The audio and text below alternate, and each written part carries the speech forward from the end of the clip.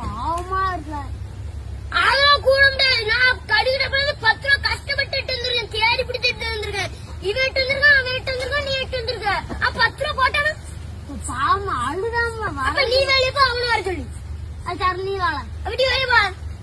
அவங்களும் வரையும் கூடாது சொல்லிட்டேன். அது நீ வாழ பாத்து அடிச்சு போடுவாங்களா இன்னும் வெளியே போ. அவனுக்கு தான் அவன் வரட்டா போகும். அது நீ வெளியே போ, நீ வாழ.